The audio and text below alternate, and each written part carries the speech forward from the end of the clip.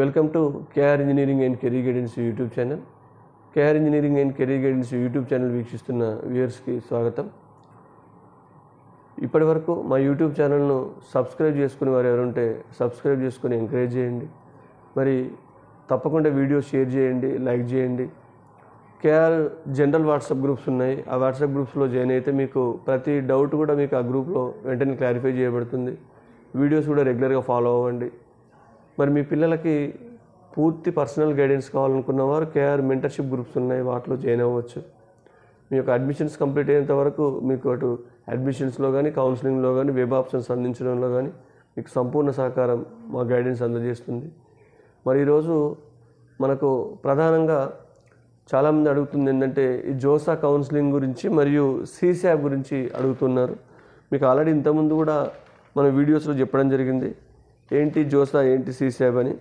మీకు JoSAA counselling గురించి ఒకసారి మనం చూసినట్లయితే, జోసా కౌన్సిలింగ్ అనేది మనకు జేఈ మెయిన్స్ మరియు అడ్వాన్స్లో ఎవరైతే మంచి ర్యాంకులు సాధిస్తారో వారికి IITs, NITs, triple ITs, GFTIs వీటిలో అడ్మిషన్స్ పొందడానికి నిర్వహించే కౌన్సిలింగ్ను మనం జోసా కౌన్సిలింగ్ అంటాం.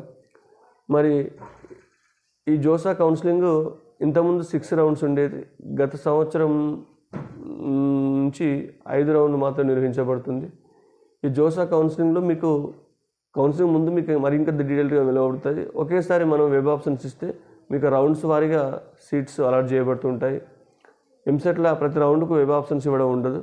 స్టార్టింగే మనం వెబ్ ఆప్షన్స్ ఇచ్చి పెడితే దానికి రౌండ్ 1, రౌండ్ 2, రౌండ్ 3గా ఇలా మీకు సీట్ అలాట్ చేయబడుతూ మీకు మళ్ళీ జాయిన్ అయిన వారి సీట్ అలాట్ చేస్తూ, జాయిన్ అయిన వారి సీట్ రద్దు చేస్తూ నెక్స్ట్ రౌండ్కి మనం వెళ్తూ ఉంటాం.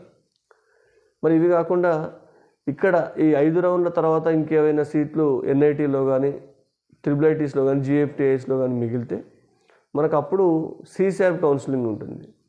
ఈ సీశాప్ కౌన్సిలింగ్ కూడా మనకు జోసా కౌన్సిలింగ్కి ఎలాంటి ఫీజు ఉండదు, కానీ సీశాప్ కౌన్సిలింగ్కు కనీసం మనం ఒక 40,000 రూపీస్ పే చేసి కౌన్సిలింగ్లో పాల్గొనాల్సి ఉంటుంది.